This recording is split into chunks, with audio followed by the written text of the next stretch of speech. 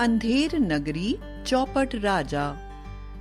पिताजी अभी अभी दरबार से लौटे ही थे कि मुनिया झट उनकी गोद में चढ़ गई और बोली, पिताजी कहानी सुनाओ। कहानी तो तुम रोज ही अपनी माँ से सुनती हो। पिताजी ने कहा, नहीं पिताजी, आज आप सुनाओ।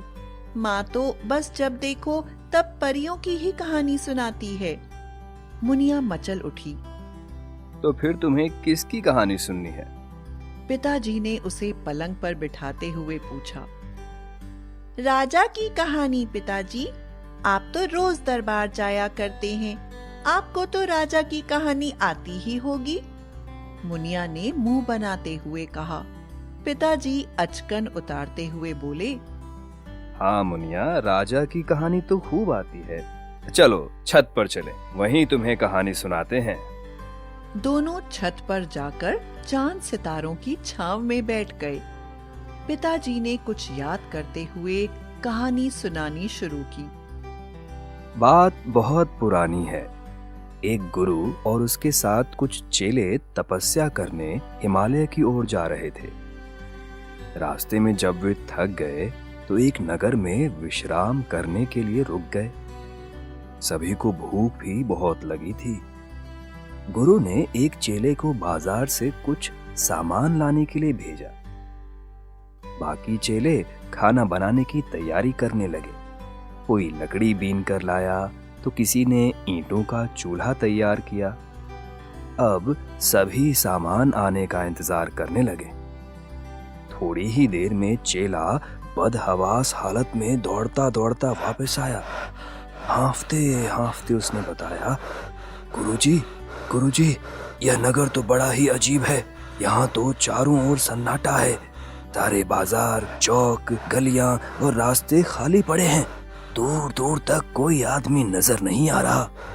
चेले की बात सुनकर सभी हैरान हो गए। सोचने लगे कि यह कैसा नगर है जहां दिन में कोई दिखाई नहीं देता।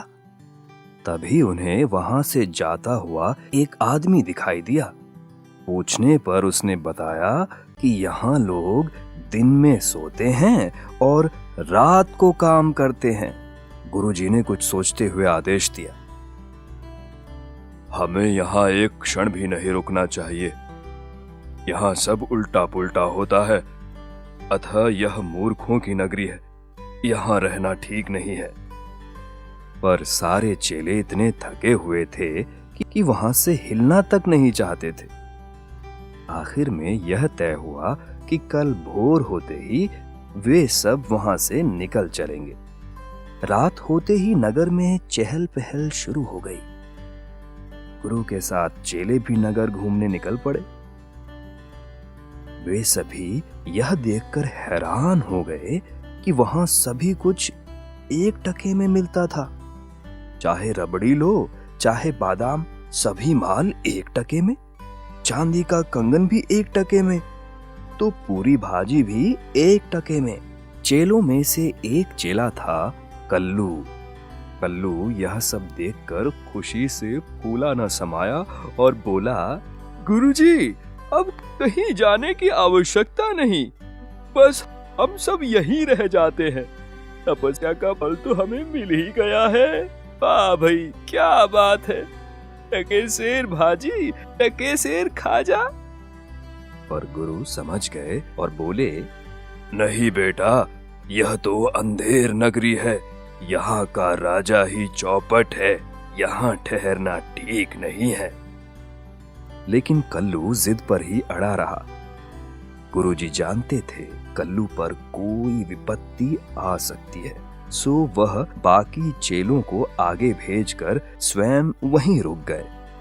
अब तो कल्लू दिन भर खा खा कर मोटा होता गया। इन्हीं दिनों नगर के राजा ने एक चोर को फांसी की सजा सुनाई। फांसी का दिन भी आ गया और तभी जल्लाद ने देखा कि फांसी का फंदा तो बड़ा बन गया है और चोर की गर्दन पतली है। राजा चिंतित हो उठा। फांसी तो आज ही देनी है, अब क्या हो? राजा ने आदेश दिया कि वह नगर की परंपरा नहीं तोड़ सकते, अतः फांसी के अनुसार जिस व्यक्ति की गर्दन ठीक बैठे उसे ही पकड़ कर लाया जाए। देखते ही देखते राजा के सैनिक गली गली में फैल गए और एक मोटे आदमी की तलाश करने लगे। ढूंढते ढूंढते संयोग से चेला सामने आ गया। बस सैनिक उसे ही पकड़ लाए। चेला राजा के सामने गिड़गिड़ाने लगा, हुजूर मुझे छोड़ दे, मैंने कोई गलत काम नहीं किया है। पर उसकी एक न चली। गुरुजी को खबर मिली तो वे दौड़े दौड़े आए। गुरु ने सैनिकों से कहा, छोड़ दो इसे, यदि तुम इससे पहले मुझे फांसी पर चढ़ाओ तो मैं तुम्हें मुंह मांगा इनाम दूंगा। सैनिक गुरु की बात सुनकर हैरान हो गए। गुरु ने उन्हें बताया कि एक महान ज्योतिषी ने यह भविष्यवाणी की है कि इस मुहूर्त में फांसी पर चढ़ने वाला व्यक्ति अगले जन्म में इस नगर का राजा बनेगा और उसके बाद मरने वाला मंत्री। सैनिकों में हड़बड़ी मच गई। सभी के मन में राजा बनने की इच्छा कुलबुलाने लगी। गुरुजी को हटाकर सब आगे आने लगे। शोरगुल और धक्का मुक्की होने लगी। उड़ती उड़ती खबर राजा तक जा पहुंची तो राजा ने मन ही मन सोचा कि वह ही क्यों ना फांसी पर चढ़ जाए। राजा ने कड़क कर कहा, यदि इस मुहूर्त में ऐसा ही होना है तो सबसे पहले यह अधिकार राजा का है, फिर किसी और का। गुरु चेला फांसी पर चढ़ने के लिए जिद करते रहे पर उनकी एक न सुनी गई। पहले राजा फांसी पर चढ़ा, फिर उसके दरबारी। कुछ ही पल बाद गुरु ने ऐलान किया, अब शुभ मुहूर्त बीत गया है। गुरु का ऐलान सुनते ही यह सिलसिला समाप्त कर दिया गया। मौका देखते ही गुरुजी अपने चेले को नगर से निकालकर बाहर ले गए और बोले, देख लिया अंधेर नगरी का मजा। चेला चुपचाप गुरु के पीछे पीछे चलता गया।